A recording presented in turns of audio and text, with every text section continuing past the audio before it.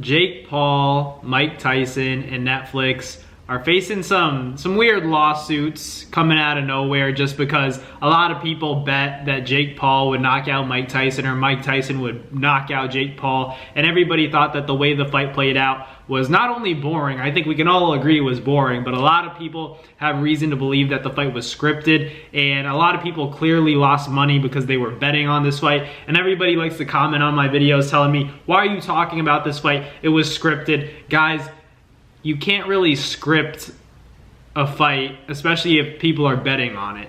And I understand where the anger is coming from. A lot of people are taking into account the fact that Jake Paul was saying, I didn't want to hurt him, Mike's a legend, and I just wanted to take it easy.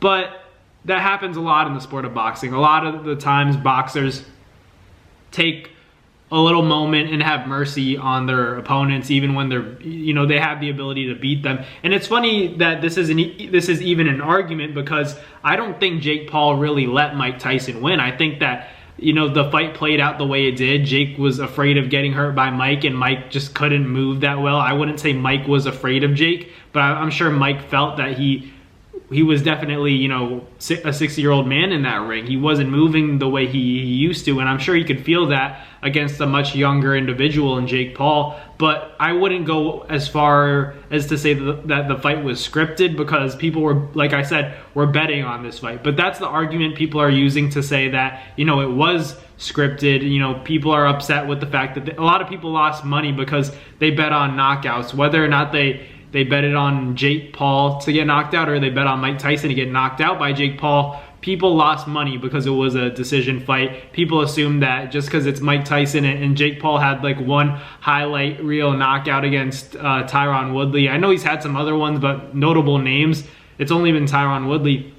And then you have a guy like Mike Tyson who has like damn near 50 knockouts in his entire professional career, which is a lot. And people thought, okay, this is going to be, can't possibly go to, the distance. It can't possibly go to the scorecards, and it did that. So, we can't just ignore the fact that there was a 60-year-old man and a approaching 30-year-old in the ring on that night, and that the fight was what it was. Like I always say in these videos about, Jake Paul, like he's an entertainer, but his actual fighting ability doesn't back up the fact that he's an entertainer. He's an entertainer through the interviews, through the press conferences, through social media, trolling people on, Instagram, Twitter, Snapchat. He does all that stuff.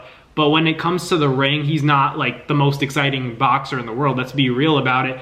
He's exciting if he's against, lackluster performers or opponents. So Jake Paul, if he's listening to this, which I know he's probably not, Jake Paul has to, pick guys that he knows he can knock out, because if not, he's gonna lose that highlight reel factor, that superstar appeal. So Jake actually has to be smart about it, because if Jake continues to do what the people want him to do and fight real boxers, Jake's gonna get cooked. Jake's just not that good. So what Jake Paul has to do is continue to fight big MMA names that he knows he can knock out. If he can put to sleep a lot of UFC fighters, that's the track he should have stayed on.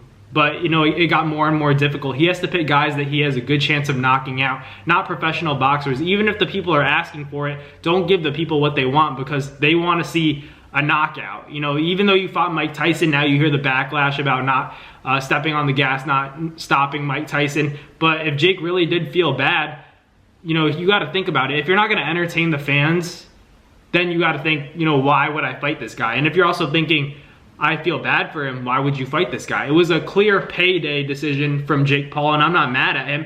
I'm just saying, this is my explanation to everybody who was expecting a more exciting fight.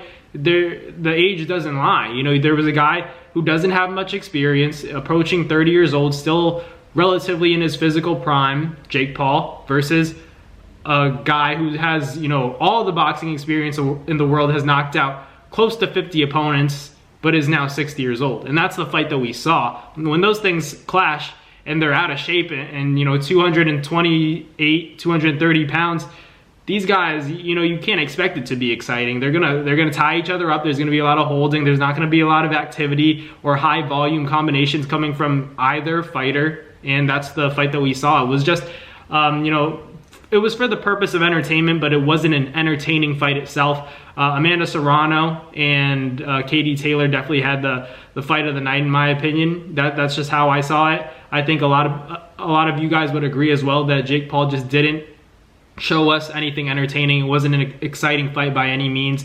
There were no moments in the fight where I was saying, man, Jake's turning into a superstar. You know, a lot of people showed up, a lot of people watched it. They broke Netflix records for a live streaming event. But in terms of boxing, Jake Paul is like, he's got to stick to fighting UFC fighters or low caliber boxers. If he actually challenges legitimate, cruiserweight contenders or light heavyweight contenders, he's gonna, find out the hard way that this isn't for him. But, no disrespect to him in terms of making a big event and taking a fight with Mike Tyson. It's obviously an honor, and I respect him for making a lot of money and giving Mike a payday. But other than that, I just don't see him as a potential threat for anybody in the sport of boxing, like as a legit title contender. That's just my opinion. But let me know in the comments what you guys think about these lawsuits coming out for Jake Paul and Mike Tyson and, Netflix as an entity. I think they'll be fine. That's just the way boxing is sometimes.